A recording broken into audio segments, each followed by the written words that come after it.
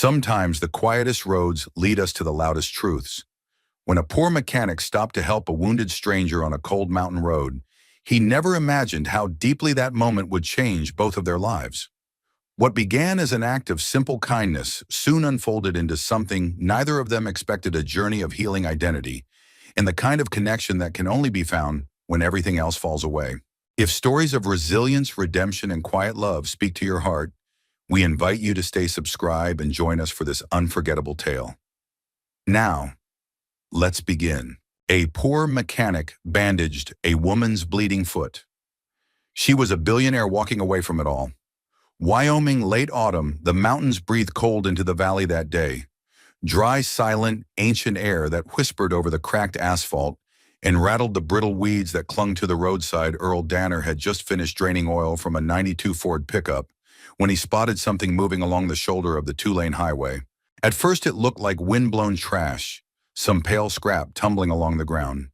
But then it moved again, slowly, deliberately, and Earl saw that it was a person, a woman, walking barefoot on gravel, cradling one foot with each careful step. He wiped his hands on an oil-stained rag, narrowed his eyes against the glare of the sun sinking behind the pine ridge. She was maybe 50 yards out, her coat too thin, her steps uneven. Something wasn't right. Earl tossed the rag onto the workbench, grabbed his keys, and stepped into his beat-up Dodge. The old engine coughed awake as he turned onto the highway and rolled slowly toward her. She didn't look up as he approached. He stopped a few feet away and stepped out, leaving the engine running.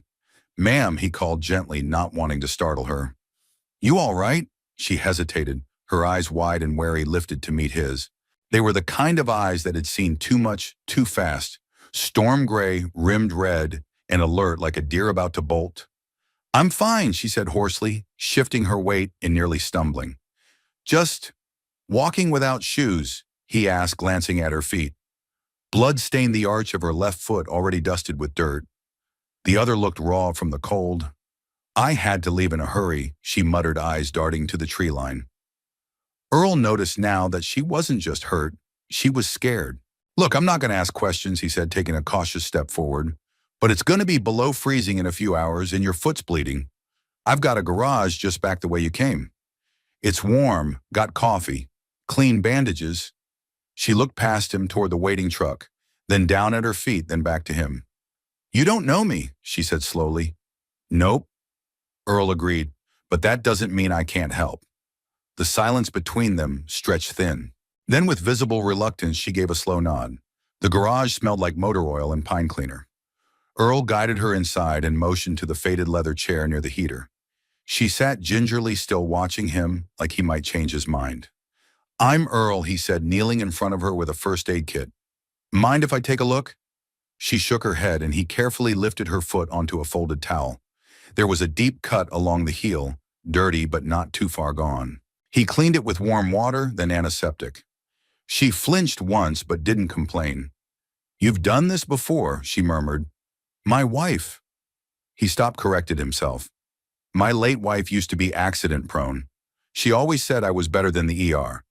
She didn't respond to that, just looked at the framed photo on the workbench. A woman in her 40s with kind eyes and a mischievous grin, standing beside Earl in front of a Christmas tree. "You live alone?" she asked quietly. "Yup, just me and the radio. Sometimes a stray cat shows up for leftovers." He finished bandaging the wound, then offered her a pair of thick wool socks and an old pair of slippers. "They're a little worn, but better than gravel," he said. She accepted them without a word, fingers brushing his for the briefest second. Her hand was cold. Too cold. "Want something hot to drink?" She hesitated again, then nodded. They sat in the tiny break room, a battered thermos between them and two chipped mugs steaming in their hands. Earl didn't press her with questions. He'd learned long ago that silence often gave people the space to speak. "My name's Claire," she said at last. "Claire James." It rang oddly familiar, but he didn't let on. "Nice to meet you, Claire." "I wasn't planning to stop," she said, eyes fixed on the mug. "I just kept walking. I didn't even think about where. That's usually when you end up somewhere you're meant to be." Earl said, half smiling. Claire gave a soft, almost bitter laugh. I doubt that she looked around the garage again. The old maps tacked to the wall, the dusty radio playing low country tunes, the grease-streaked calendars. "This place feels like something out of time," she murmured.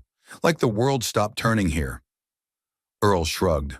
"I like simple things make sense in a garage. Something breaks, you fix it." Claire's voice turned brittle. "And what if it's not something you can fix?" Earl looked at her closely. Her expensive coat had a tear at the shoulder. There were faint smudges of mascara under her eyes, and her lipstick had long since worn off.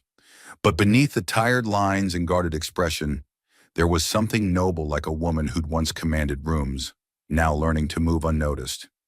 "You'd be surprised," he said softly. "Even the worst engines can be rebuilt, just takes time. And knowing where to look." They sat in silence again, the hum of the heater filling the space. "Why are you being so kind to me?" she asked suddenly, her voice sharp with suspicion. "You don't know who I am. What if I'm dangerous?" Earl leaned back, took a sip of coffee. "Don't reckon you'd let me wrap your foot if you were planning to stab me?"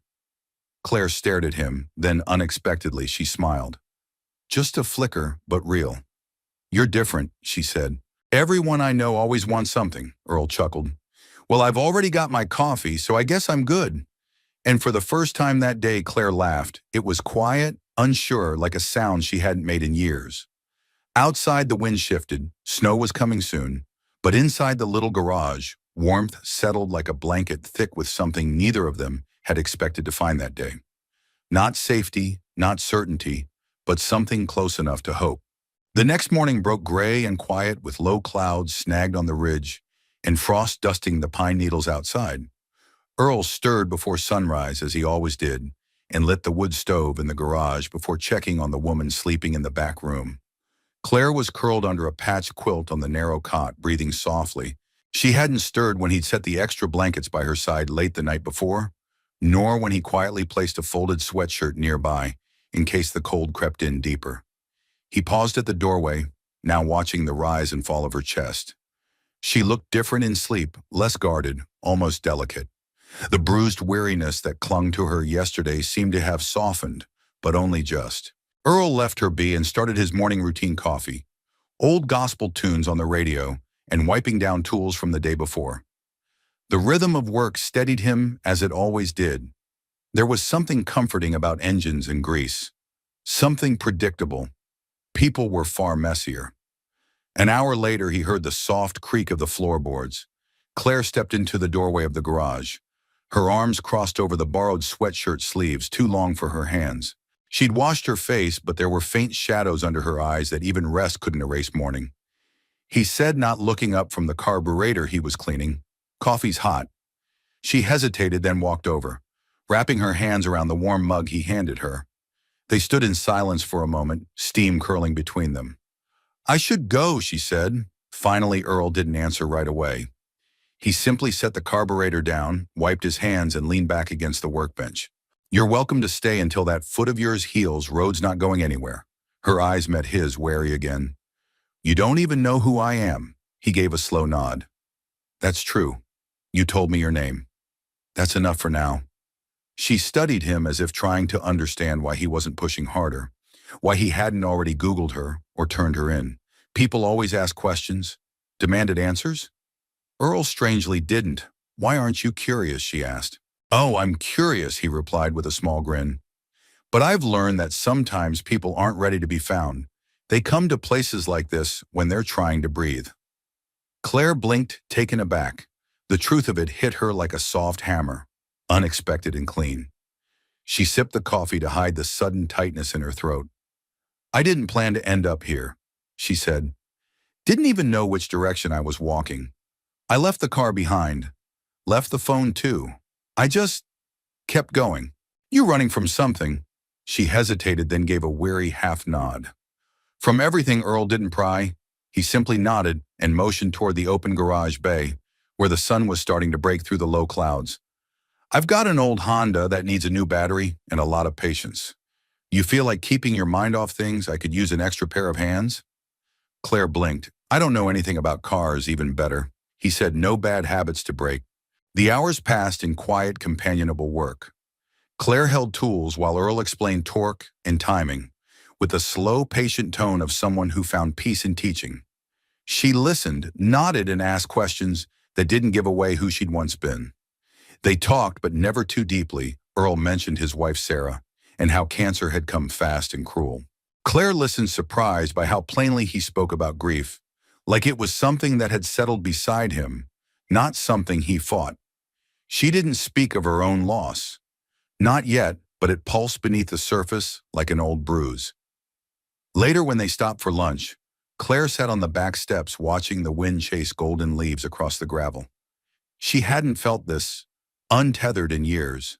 No board meetings, no staff, no calendar full of people who needed her to make everything work. Just cold mountain air, the smell of pine, the aching throb of a healing foot. She didn't belong here, and yet some part of her didn't want to leave. I used to think I had everything, she said aloud, surprising even herself. Earl, sitting nearby with a sandwich in one hand, didn't interrupt.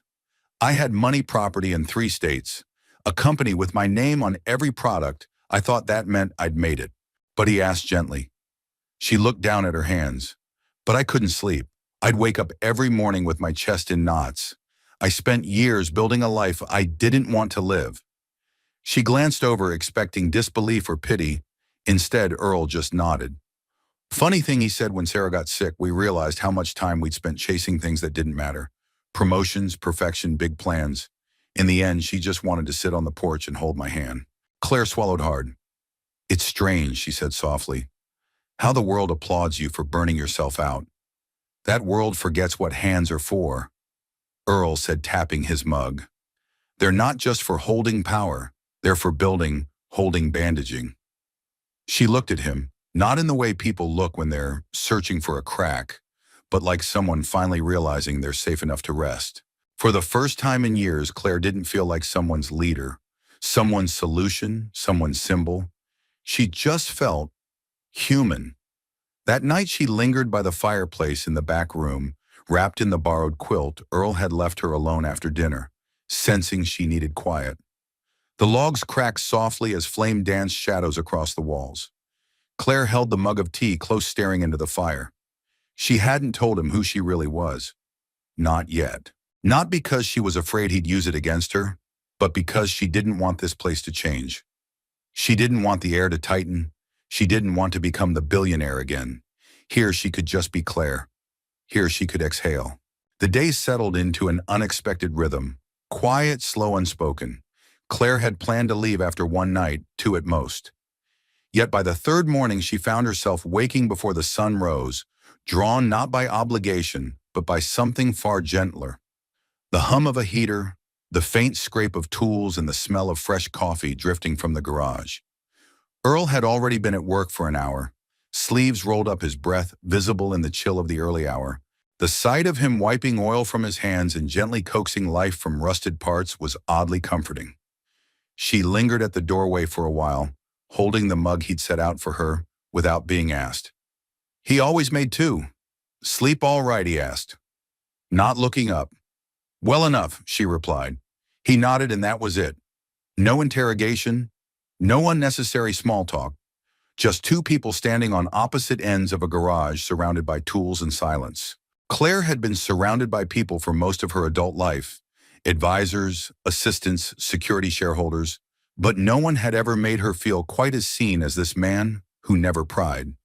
That evening, after a slow day of sanding down a dented bumper and learning how to coax stubborn bolts loose, she sat on the porch swing behind the garage.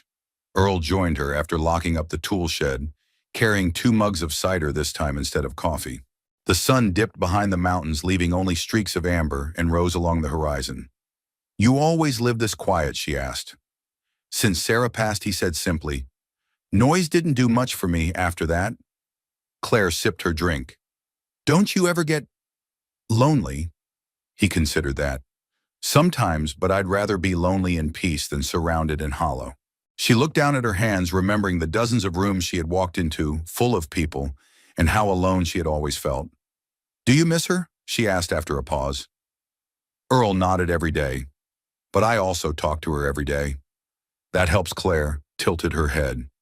You talk to her, he gave a small smile. Out loud sometimes just in my head. When I'm working or when something good happens, even when something breaks. Especially then, Claire swallowed. There was something beautiful and painful about the way he said it, as if grief for him wasn't a prison, but a conversation that never ended. I haven't had many people like that, she admitted. Anyone who just stays. Earl didn't flinch at the confession. He simply sipped his cider and let the silence fill the gaps. People these days don't know how to stay, he said after a moment. They get bored or scared or distracted. Sticking around when things get hard, that's a different kind of love. Claire turned to look at him, eyes soft. You're full of quiet wisdom, Earl, he chuckled. Mostly I'm full of black coffee and bad knees. But I've been around long enough to notice things, and I've learned that listening's more useful than talking most days. Claire felt her throat tighten. She'd spent decades talking, pitching, negotiating, defending, commanding. She wasn't used to this kind of silence, but it didn't press on her. It cradled her. You know, she said gently, you're the first person in years who hasn't tried to sell me something or get something from me. He looked at her, then really looked, and there was no awe or fear in his gaze. Just quiet honesty. I don't need anything from you, Claire, he said, least of all answers. She turned away, blinking quickly. The air had gotten colder, or maybe it was something else making her shiver. They sat in silence for a long while, listening to the wind rustle the trees, the porch creaking softly beneath them. Then, almost in a whisper, she said, I was supposed to be on a private jet yesterday morning. Earl didn't move. I canceled it. She continued, walked away from the airport, got in my car and drove until I ran out of gas. I left everything behind: my title, my staff, my fiancé. She let the word hang in the air like smoke. He was chosen for me. You know, a merger dressed up as a love story. The press was going to eat it up, Lockwood Global uniting with Wellington Industries. Stock prices would have soared. She gave a bitter laugh. We even rehearsed our proposal. Can you believe that Earl stayed silent? I think I was supposed to feel honored, she said. Instead, I felt trapped, like I was performing a version of myself I couldn't stand. The wind picked up, lifting the edge of the blanket around her shoulders. I didn't even tell anyone I was leaving, she said. They're probably searching for me now. Earl nodded slowly. So you're not just walking away from a life. You're walking away from the version of you the world built. She looked at him, startled by the precision of his words. Exactly. And who's the version sitting here now, he asked. Claire blinked. I don't know yet. Well, Earl said gently, that sounds like someone worth getting to know. She smiled, then really smiled. It wasn't the polished kind she gave to cameras or shareholders. It was raw, a little tired, but full of something new. Trust. For the first time in years, she let the quiet be enough. Earl stood, stretched his back, and turned toward the door. I'll leave the porch light on, just in case you decide you want to stay another night. She nodded. And as he walked inside, Claire sat alone beneath the stars, the mountains standing silent guard beyond, and felt something she hadn't known she was missing until now. Stillness. Not the kind that echoed like loneliness, but the kind that promised she was finally somewhere she didn't have to perform. Somewhere she could simply be. Rain came on the fourth day. Not the storming kind, but a steady soft curtain that blurred the trees and pattered against the tin roof of Earl's workshop. It smelled like earth and pine and something older than memory. Claire spent the morning inside, watching droplets race each other down the window pane. She had planned to leave again twice now. She'd even laced up her boots this morning, only to find herself sitting back down, hands frozen on the shoelaces, heart refusing to follow the plan her mind had made. Earl didn't mention it. He simply set a bowl of oatmeal in front of her at breakfast, along with a side of blueberries that were clearly rationed from a freezer stash. Storm might last a day or two, he said, good for staying in, bad for hurrying off. Claire had smiled barely. Her foot had improved enough to walk without limping, but the ache in her chest hadn't changed. If anything, the quiet here had only made it louder. By late afternoon, the power flickered, then blinked out entirely. Lines out again, Earl said calmly. Lighting an oil lamp. Happens a few times a year. Nothing to worry about. I've got a generator. But let's see if we can get by old school for a bit. Claire followed him into the small living area at the back of the garage. He knelt at the fireplace, stacking logs with practiced ease. Moments later, a fire crackled to life, casting flickering warmth into the space. The shadows softened the rain, a whisper on the roof. She sat on the floor near the hearth, arms wrapped around her knees. Earl settled into the armchair nearby, a cup of something warm in his hand. "I haven't sat in front of a fireplace in years," she murmured. "Shame," he said. "It's where most of life's real thinking happens." Claire turned toward him, her expression unreadable. "Earl, do you ever regret not chasing more? A bigger life? More success?" He didn't answer right away. Just watched the fire, as if waiting for it to speak first. "I chased enough," he said eventually.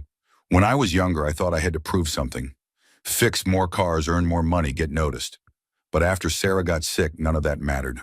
What mattered was time. Not money, not reputation. Just time with her, with the quiet. That's when I realized success isn't always louder. Sometimes it's softer than we expect." Claire looked down, fingers tracing the stitching on her jeans. "I don't think I've ever known that kind of success." He glanced at her. "What kind have you known?" "The measurable kind," she said bitterly. "Revenue expansion headlines. I took a company from nothing to a global name by 35. I had calendars scheduled 3 years out. Private jets, rooms full of people who stood when I walked in. But I was hollow. I didn't even notice it happening. At some point, I stopped remembering what I actually liked." She paused, swallowing hard. "My mother always said I had to earn my seat. That women in power didn't get second chances. I believed her. I worked harder than everyone else, made every decision. 10 moves ahead. I curated myself like a product, every word, every dress, every step." Her voice dropped. "And I forgot how to be a person." The fire popped quietly. Outside, the rain came harder, pressing against the glass like it wanted in Earl. Spoke softly. "You remembered enough to walk away." Claire gave a hollow laugh. "Maybe, or maybe I just broke." He shook his head. "There's courage in breaking. It's what you do after that makes the difference." She turned toward him, the light from the fire catching in her eyes. "Do you really believe that?" she asked. "I do," he said. "Because that's when the real living starts, when you stop performing and start choosing." Claire let those words sink in her chest tight. For a moment, she didn't say anything. Then, with a tremor in her voice, she added, "I wasn't just walking away from my job. I was walking away from my wedding." Earl's brows lifted, but he said nothing. "I was supposed to marry someone named Jeremy Wellington, billionaire, second-generation legacy. The wedding was a media event, a merger disguised as romance. I let it happen because it was the right move. The powerful move." Her voice cracked. "I looked at him that morning and realized I didn't even like who I became. When I was with him, I didn't recognize the woman in the mirror, and suddenly all I wanted was to disappear, to find a place where no one knew my name." She leaned forward, elbows on her knees, firelight warming her face. "I didn't expect to find it here," she whispered. Earl leaned back in his chair, the cushion creaking beneath him. "Well," he said, "I didn't expect a barefoot woman with a bleeding foot to show up at my garage either. Life has a funny way of doing that, sending the people you need when you're not looking." Claire looked at him, really looked, and something shifted between them, something unspoken but real. He wasn't asking anything of her, not her name, not her past, not even her gratitude. He was just there, and that somehow was everything. The fire burned low, rain softened to a drizzle. Claire rested her head against the brick hearth, eyes fluttering closed, the weight of the last decade sliding off her shoulders. She didn't know what tomorrow held, but for the first time in a very long time, she wasn't afraid of the question, and for now, that was enough. The next morning dawned clear and crisp, the rain washed away and replaced by the sharp scent of wet pine and wood smoke. Steam curled from the garage's stovepipe as Earl stoked the fire, and Claire stood in the doorway with a mug of coffee between her hands, watching the light touch the mountains like a slow revelation. She hadn't slept deeply, but she had slept honestly for once, without sedatives or a calendar looming overhead. Earl emerged from the tool shed a few minutes later, carrying a small crate filled with spark plugs and oil filters. His steps were steady, unhurried. She had come to recognize the way he moved, Not with the forced urgency of corporate time, but with the deliberate rhythm of someone who understood patience. Morning, he said, setting the crate on the workbench. Hope you're ready to get your hands dirty. Claire smiled behind her mug. What are we fixing today? He nodded toward an old blue Chevy El Camino parked just outside the bay. The paint had faded to something between denim and rust, and one of the headlights dangled like a loose tooth. This one's been sitting too long, Earl said. Needs new spark plugs, some coaxing, and maybe a little prayer. Claire set her coffee down and rolled up her sleeves. I can do coaxing, she said, but I'm not sure about prayer. Earl chuckled. Well, lucky for you, I cover both. As the morning warmed, they worked side by side, Claire on the passenger side fender, Earl on the driver's. She watched how his hands moved sure, gentle, capable, like someone who didn't just fix machines, but understood them. He explained each step as they went, how the carburetor breathed, how to recognize the stutter in an engine's rhythm, how a clogged filter could choke even the best engine silent. Claire listened closely, absorbing it all. It's funny, she said, wiping her hands on a rag. I've been responsible for over 30,000 employees. Oversaw billion-dollar acquisitions. But this, she gestured to the open hood, this feels more real than any boardroom I've ever sat in. Earl didn't respond right away. He pulled a spark plug from the socket, examined it, then handed it to her.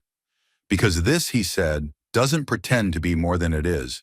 A machine's honest. If it breaks, it tells you. Doesn't play politics. Doesn't wear a mask. Claire looked at the blackened spark plug in her hand as if seeing a piece of herself. Do you think people can learn to be like that again? She asked. Honest, simple. He met her eyes, wiping sweat from his brow with a sleeve. I think most people want to, he said. They're just scared it won't be enough. Her breath caught. That was it. That was the fear. That if she stopped being Claire Lockwood, the billion-dollar CEO, the woman in heels and power suits, there'd be nothing left that mattered. No worth, no voice. Do you miss that life? She asked, the fast one. The version of you before all this. Earl leaned against the car. Arms crossed. I miss being young. Sometimes, he said, and I miss Sarah more than I can put words to. But I don't miss pretending I had it all figured out. Out there, it's all about what people think of you. In here, he gestured to the garage. It's about what's true. Claire nodded slowly. It's strange, she murmured. I spent 20 years chasing rooms where I had to perform, and here in a dusty garage with a man who doesn't ask anything from me. I finally feel seen. Earl gave a small smile. Maybe because you finally stopped running. The words landed in her chest like the click of a wrench finding its fit. She looked at him, this man with gentle hands and a steady gaze, and wondered if she'd ever met anyone quite like him. He wasn't charming in the usual sense. He wasn't polished or poetic, but he was real, and real Claire was learning was rare. They broke for lunch on the back steps, the sun warming their faces as they sat with paper plates balanced on their knees.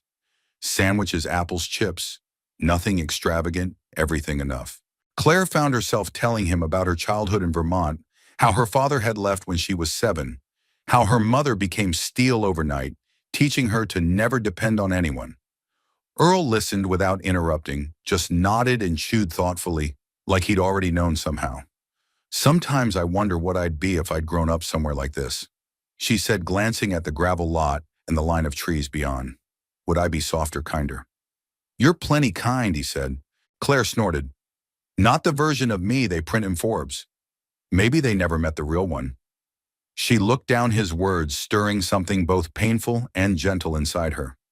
After a long silence, she asked the question she hadn't dared voice before Earl.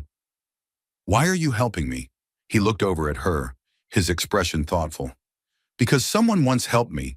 He said, a stranger after Sarah passed, I was a mess. Angry, bitter, lost. This old man came into my shop, watched me cuss out an engine and said, son, you don't need to fix that car.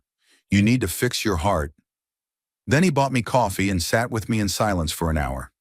Didn't say much, just stayed. Claire blinked. You never told me that. I didn't think you needed it until now. He stood brushing crumbs from his jeans. People think healing is a destination, he said. But sometimes it's just a roadside stop with someone who doesn't ask for anything. Claire looked up at him, her throat tight, and for the first time she realized she didn't just admire him. She trusted him with the truth, with the silence, with the fragile thing beginning to take root in her chest, something that looked a lot like hope. It was nearing the end of the week, though. Neither of them had mentioned what day it was. Out here, the calendar didn't seem to matter. There were no meetings to rush to, no alarms to jolt them awake. Just the natural rhythm of cold mornings, the hum of tools and the low murmur of conversation that deepened like the grain in old wood. Claire had traded her blazer for Earl's old flannel shirt and a pair of jeans that were a bit too long. Her polished nails were chipped, now her once pristine hair tied into a messy knot. But for the first time in decades, she didn't care. She liked the way she looked in the mirror, ordinary, unremarkable, and somehow finally real. Earl was under the hood of a red Jeep that morning, legs sticking out from beneath as Claire handed him tools.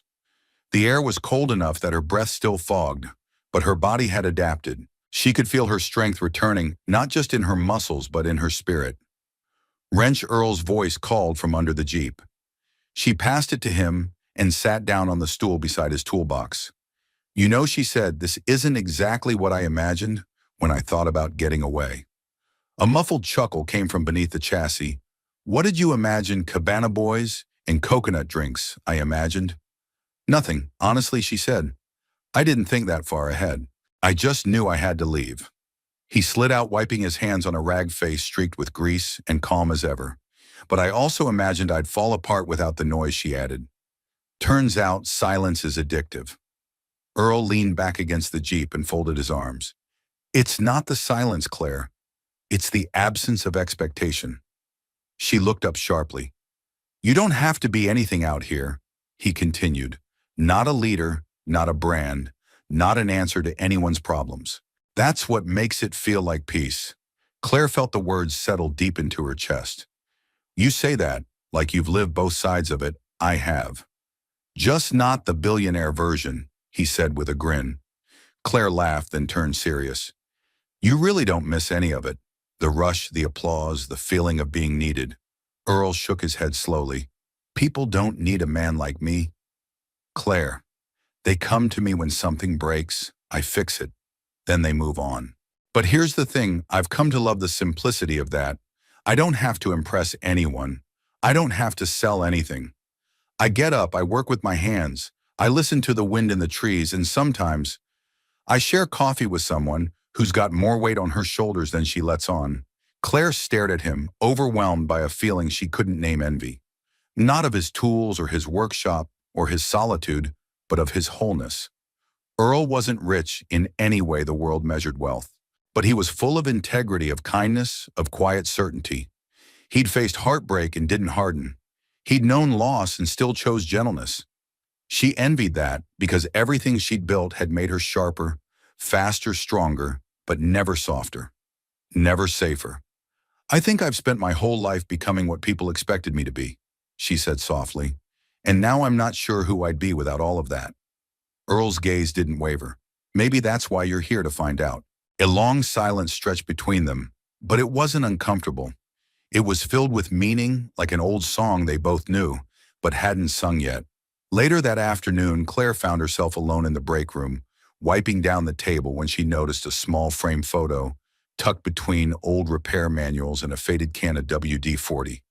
It was of Earl and a woman with short auburn hair and a face full of laughter. Sarah Claire stared at the photo, heart clenching. When Earl returned, she was still holding it. "She was beautiful," Claire said. "She was more than that," he replied, setting down the grocery bag he'd just brought in. "She was curious. Brave, smarter than I'll ever be." Claire smiled. "She looks like she laughed a lot." "She did," Earl said, a quiet pride in his voice. "She taught me how to dance in the kitchen, said that if the world was ending, she'd rather go out while spinning to old records than sitting still." Claire set the photo down gently. "I've never danced in a kitchen," she said almost to herself. Earl poured her a cup of tea. "It's not too late." She looked at him, and something shifted in her expression. "Earl, do you ever wish you had a second chance?" He considered her question as he stirred honey into his tea. "No," he said after a pause. "I think I've had exactly the life I was supposed to live." But I do believe in giving other people their second chances when they're ready. Claire looked away, her eyes stinging unexpectedly. What if I don't know what I do with mine? Then stay here, he said quietly, until you figure it out. She nodded, unsure whether to smile or cry. She had come here thinking she was hiding, but maybe she was healing. Maybe the difference was in how it felt to be seen, not as a CEO, not as a billionaire, not as a headline, just as Claire. The first snow of the season came without warning. It began as a quiet flurry in the afternoon, little more than a suggestion in the air, the kind of snow that locals called a whisper. But by early evening, it had thickened into heavy flakes, tumbling silently from the sky, blanketing the trees and softening the sharp edges of the world. Claire stood at the window of the back room, cradling a mug of cocoa. Earl had insisted on making his secret being a generous splash of cinnamon. Outside the garage, lights threw a halo across the falling snow, and everything beyond looked like a dream half remembered. "You ever seen it come down like this?" she asked as Earl stoked the fire behind her. "First snow always makes a statement," he said. "It's like the mountain reminding us we're not in charge." Claire smiled faintly. "I thought billion-dollar companies ran the world. Turns out the weather didn't get the memo." Earl chuckled as he stood dusting ash from his hands. "Snow's one of the few things left that doesn't care how rich you are." The wind picked up outside, rustling through the eaves and pressing against the glass. Claire turned from the window and wrapped the oversized cardigan tighter around herself. "We might lose power again," Earl said. "Already got extra wood and backup lanterns set. We'll be fine." Claire looked around the room. Modest old, a little worn in places, but warm, safe. There had been a time not long ago when the thought of staying anywhere without luxury sheets and climate control would have made her scoff. Now she couldn't imagine needing more than this. Dinner was simple baked potatoes and leftover stew. They ate quietly, listening to the crackle of the fire and the steady beat of the storm against the roof. Afterward, Earl put on an old record player, and the soft sounds of Patsy Cline drifted into the room, mingling with the weather outside. Claire sat cross-legged on the floor, her mug resting on the rug beside her. "My mother used to play this when she cleaned the house," she said softly, except she always turned the volume up like she was trying to drown something out. "What do you think she was trying not to hear?" Claire stared into the fire. "Her regrets, maybe her exhaustion. The sound of an empty house after my dad left." Earl nodded but said nothing. He knew the value of silence better than anyone she'd ever met. The power flickered once, then held. Claire leaned her head back against the couch. "You know what's strange," she said. "What's that?" "I don't miss it. The snow. No. The life I left." Earl raised an eyebrow. "Already," she nodded slowly. "I thought I'd be anxious. Panicked. But there's no part of me that's looking at my phone wondering what's happening back there. For the first time, I'm not managing a disaster. I'm not planning 12 steps ahead. I'm just here." Earl leaned back in his chair, looking at her over the rim of his tea. "You're shedding." Claire blinked. "Excuse me." He smiled like an old dog, shedding everything that doesn't fit anymore. She laughed, caught off guard. "Are you calling me an old dog? I'm saying you're finally letting go." "That's a good thing," Claire shook her head, smiling. "You have a way of saying the simplest things like they're revelations." Earl didn't answer, just let the warmth between them stretch. The fire burned low. The record hissed and popped, then fell into silence. Outside, the wind howled louder now, rattling the window panes. Claire glanced toward the front of the garage. "Do you think we're snowed in?" Earl stood and walked to the door, opened it just wide enough to see the drift piling up against the step. "Likely," he said. "Road'll be buried until morning." She folded her arms, "And here I thought I might sneak away tonight." He turned the porch light, casting his face in gold. "Is that what you want?" Claire looked at him, her smile fading into something more vulnerable. "No," she said, "but that doesn't mean I'm not scared of what it means that I don't." He stepped back inside and closed the door behind him. "That's fair." She paced slowly toward the fire, her voice low. "I've been running for so long, I don't know who I am, without motion, without strategy. I keep waiting for the panic to set in, but it's not there." She turned to face him. You said once that healing isn't a destination, that it's a stop on the road.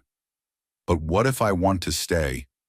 Earl studied her for a long moment. Then you stay. Claire stepped closer to the fire, her eyes glinting in the glow. What if I don't know what comes next? Earl moved toward her, slow but sure. You don't have to. That's the point. There was a pause. A breath. Then Claire whispered, I almost kissed you that night in front of the fireplace. He didn't flinch. I know. Why didn't you let me? Earl's voice was gentle because you were still running, and I've learned not to build something on the back of a sprint. Claire's eyes shimmered, and now he stepped closer until the space between them was warm with more than firelight. Now he said softly, I think you finally stopped. The room held its breath, but this time it was Claire who stepped forward. Her hand found his, and for the first time she didn't feel like she was escaping something, but stepping toward it. There was no rush, no music, no cinematic kiss, just a quiet mutual understanding that something had shifted. A beginning, not rushed, not defined but real, and real, she now knew was enough.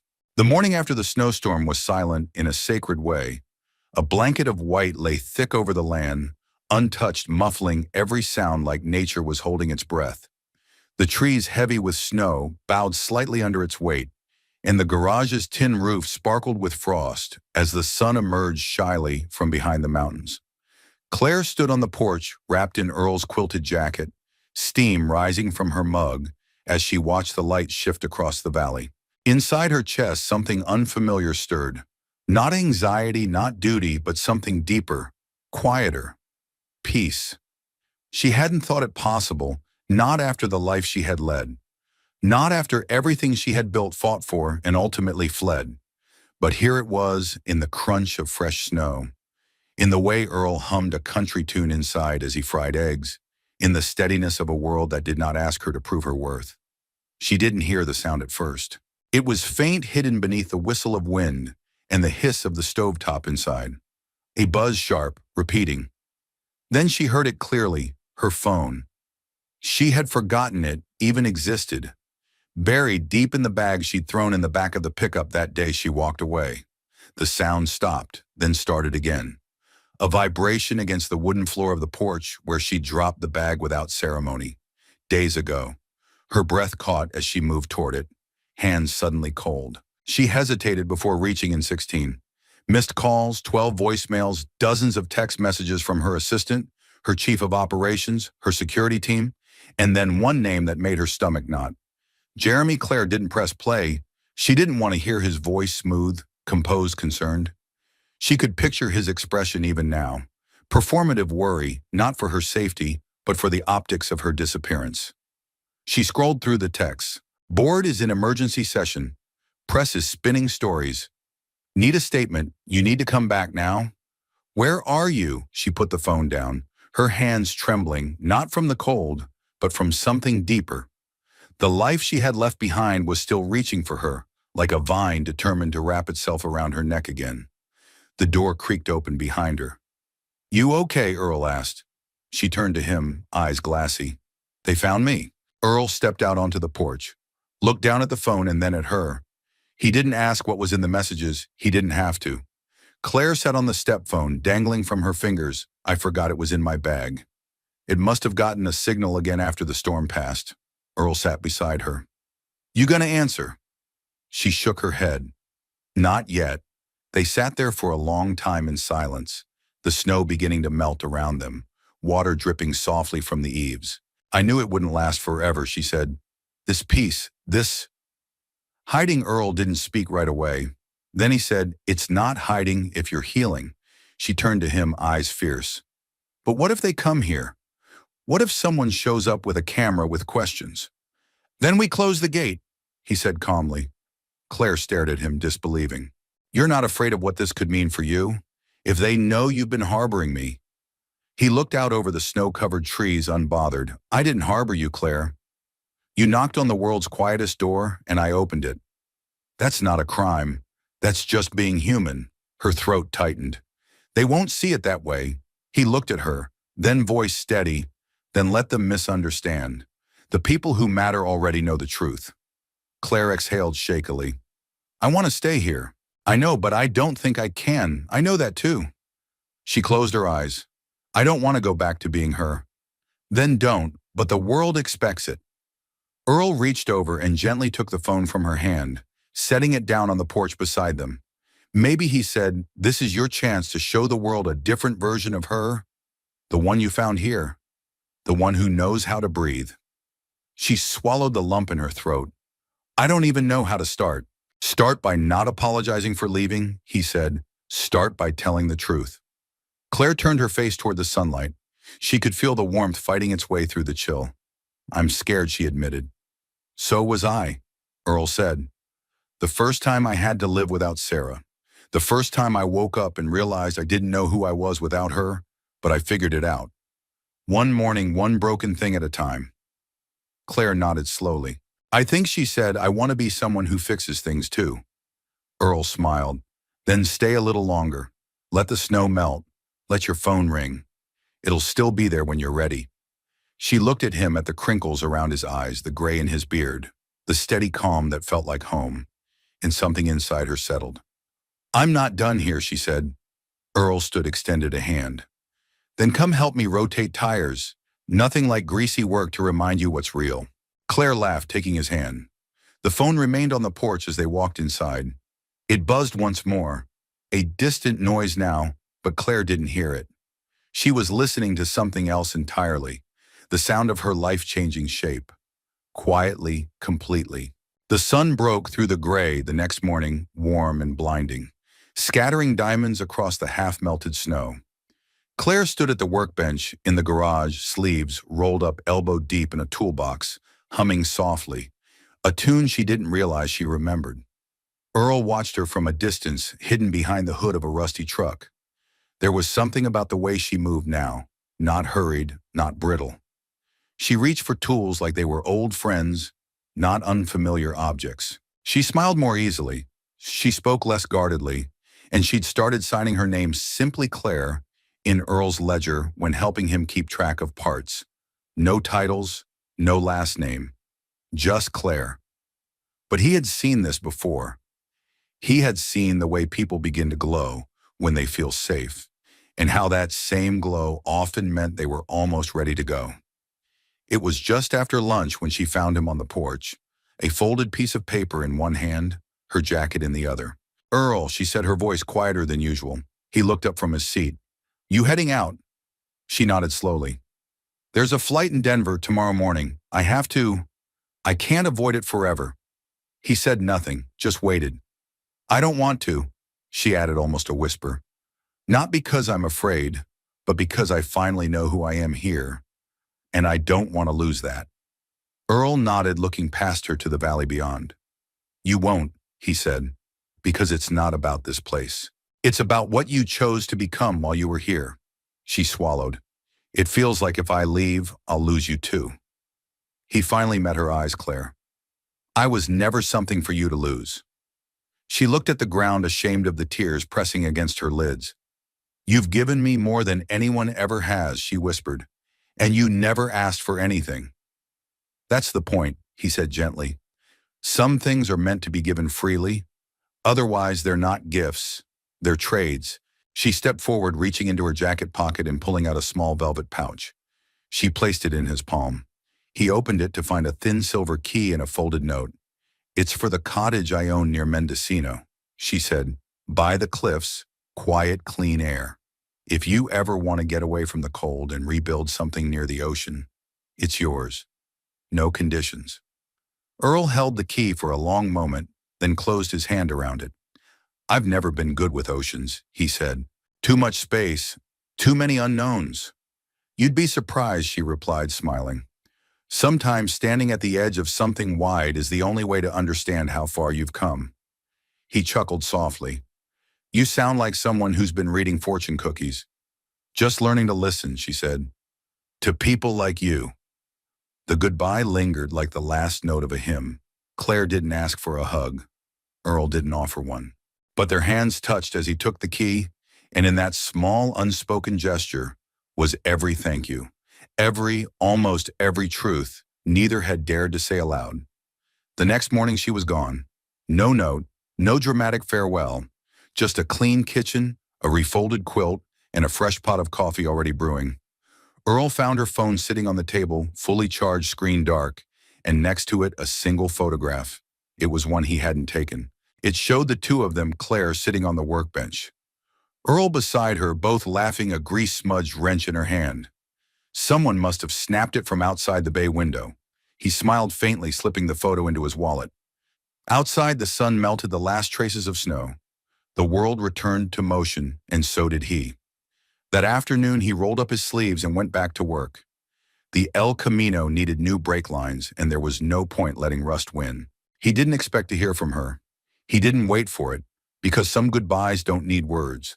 Some goodbyes are seeds planted quietly, so that something greater might grow later. Winter moved in fully over the valley's sharp winds and pale skies. Days that felt shorter and nights that crept in early. Earl adjusted as he always had. He brought in more firewood, replaced a broken pane in the garage window, and kept the kettle full. The rhythm of life returned steady and unremarkable. But the silence felt different now. It wasn't the quiet of peace anymore. It was the quiet of absence. A space once filled, now emptied. Claire had left without ceremony. No note, no goodbye. And Earl respected that. But some part of him had held on to the scent of her shampoo, lingering on the borrowed flannel. The mug she'd always used still tucked near the coffee maker. He didn't move it, didn't wash it, didn't quite know why. People came and went in his life, always had travelers with busted tires, folks with engine lights blinking in desperation. They all passed through. But Claire had never felt like someone passing through, and still she had gone. He never said it out loud, but he checked the road most mornings. Just a glance. Just in case. Then one gray morning, something changed. The mail came late, dropped off by Dan Hawkins, the semi-retired postman who had delivered letters in these parts for 30 years. He handed Earl a thick envelope. Fancy stamp, Dan said, raising an eyebrow. Looks like it came from a law office. Earl took it, nodded his thanks, and tucked it under his arm. He didn't open it until after dinner. He sat at the small table by the window with a glass of cider, the stove ticking quietly behind him. When he slid open the envelope, several papers slipped out, legal documents, typed in that formal, almost lifeless font. At the top was her name, Claire E. Lockwood. He read it twice to be sure. Then again, she hadn't written a letter, not in the traditional sense, but she'd left a message in the form that mattered most in her world. Deeds, transfers, blueprints. He stared at the included map, a sketch of the property lines surrounding his garage with careful notations and an architectural overlay.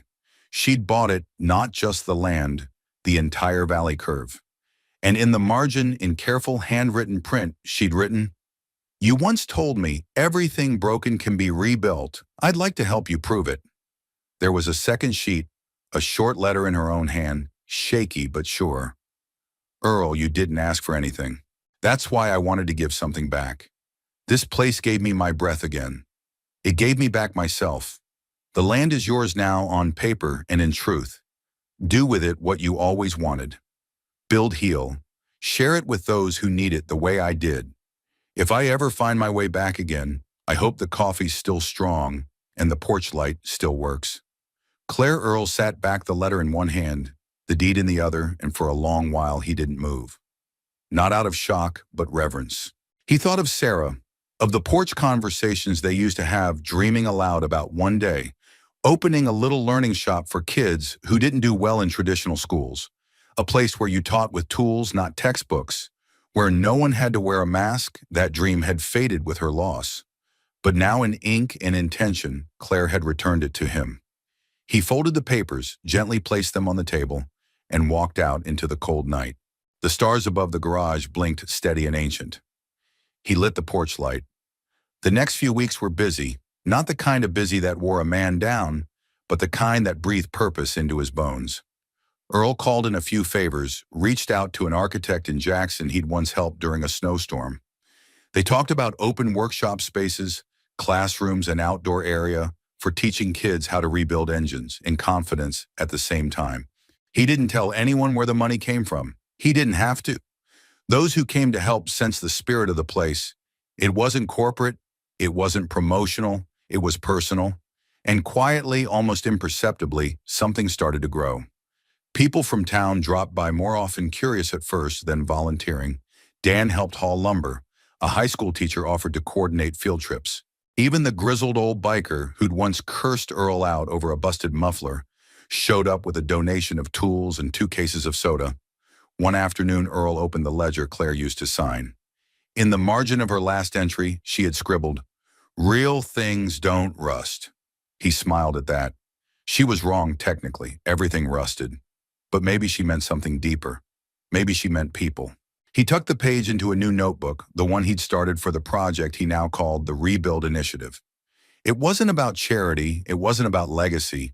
It was about wholeness, about what happened when you gave people tools, not just to fix machines, but to fix the pieces of themselves the world had told them were beyond repair. And as Earl looked out the window watching the snow begin to fall again in soft, unhurried flakes, he realized something profound. Claire hadn't just given him a piece of land, she had given him back his purpose. And maybe, just maybe, she had planted a path home. By early spring, the snow had retreated into the higher elevations, and the air in the valley carried the scent of thawed soil and sawdust. Earl's land, once just a quiet lot with an aging garage, was now a place of purpose. The transformation hadn't been dramatic, no flashy signage or groundbreaking ceremonies, but it was real, and it bore his name. The first time Earl saw the engraved plaque, he stood in silence for a long time. It had been delivered by truck hand-carved in oak, mounted on a sturdy post near the path that led to the newly framed community workshop. The sign read, "Danner Workshop, a place to rebuild," below it in smaller letters. Inspired by quiet hands and unspoken kindness. He hadn't asked for that. Claire had arranged it, no doubt. He ran a hand across the wood, the texture smooth under his calloused fingers. A mix of pride and disbelief rose in him, tempered by the humility that came from a life that had rarely offered him praise. He didn't cry, but something in him softened. He could almost hear Sarah's voice beside him. "Would you look at that, Earl? You finally let someone honor you and the world didn't fall apart." He smiled to himself, blinking at the horizon where golden light spilled over the pines. It was happening. A dream he had quietly tucked away under grief and practicality. A place where young people could learn skills that weren't graded by standardized tests, and adults who'd lost their footing could get their hands dirty and feel useful again. The blueprints Claire had left behind weren't just physical, they were spiritual. She had sketched a future that had once seemed beyond his reach and signed it over to him with quiet trust. But the truth was, she hadn't just left blueprints. She had left fingerprints. Every corner of the space bore traces of her, the natural light design in the side workshop, her idea. The garden out back where they planned to grow vegetables and teach sustainability, her suggestion over late-night tea. The small corner room labeled Quiet Space, born from the silence they once shared beside the fireplace. Earl had never known someone who could disappear and still leave so much presence behind. That made what happened next all the more surreal. It was a Tuesday afternoon, and Earl was on the roof fixing a gutter before the spring rain set in. He heard the crunch of tires on gravel but thought little of it. People came and went now, volunteering or donating supplies. But when he glanced down, his breath caught. It wasn't a pickup. It wasn't a contractor's van. It was a limousine, black gleaming out of place among the dust and pine needles. The door opened slowly, and she stepped out. Claire. Not the CEO in stilettos and silk. Not the woman who had fled into the woods weeks ago. But Claire as he remembered her, wearing jeans, a soft gray sweater, and boots that had seen real ground. Her hair was pulled back in a low ponytail, wind-tousled. Her expression was unreadable. For a moment, Earl didn't move. Then he climbed down slow and careful, heart pounding, not with nerves, but with something closer to wonder. They met halfway in the yard. Neither spoke. She smiled first. "Nice sign," she said softly. He nodded. "I didn't make it. I know," she said. "But you deserve it." They stood in the silence between them, the weight of their history pressing gently into the space. "I wasn't sure you'd come back," Earl said. "I wasn't sure I was allowed to," Claire replied. He tilted his head. Aloud I left, she said without a word. After everything you gave me, I didn't even say goodbye. Earl gave her a long look. You didn't need to. She swallowed. But I wanted to. He took a breath. So why now? Claire looked around at the frame workshop, the blooming daffodils near the porch, the smell of sawdust still fresh in the air. I had to see what you built, she said. And I had to see if it still felt like home. Earl didn't speak right away, then gently. And does it? Her eyes found his, steady and searching. It does, she whispered. Because you're still here. Something broke open then. Not dramatic, not cinematic, just real. Claire reached into her coat pocket and pulled out a folder. These are the final transfer papers. The lawyers made it more complicated than it needed to be, but the property's fully yours now. No ties, no tricks. Earl looked at the papers and then back at her. You came all this way to deliver that. I came all this way, she said, her voice shaking slightly because I realized I built empires to feel seen. But I never felt known until I met you. Earl stepped closer. She didn't flinch. I've been building something too, he said quietly. Not just walls and roofs. Something here. He tapped his chest. Something I didn't think I had left. Claire looked down, blinking quickly. I'm not asking for anything. Earl, I just wanted to show up. Honestly, this time without running. He nodded slowly. Then stay for dinner. No promises, no speeches, just stew and cornbread. She laughed through the tears. You still make that awful weak tea. Not anymore, he said, upgraded, and together they walked toward the porch, side by side. No titles, no headlines, no stage, just Claire, just Earl. And the place they had built together and apart, waiting quietly to welcome them both back in. The sky turned golden in the hour before dusk, the kind of light that made everything look touched by grace. The wind had settled, the clouds pulled back, like curtains revealing a wide, quiet sky above Earl's land. Claire stood by the edge of the new workshop, her boots sinking slightly into the softened earth. Children's laughter echoed faintly from the other side of the property, where a group of teens had spent the afternoon rebuilding a dirt bike someone had found half buried in an old barn. A year ago, she would have thought this kind of scene quaint, distant from the world she knew. Now it felt like the most important place she'd ever stood.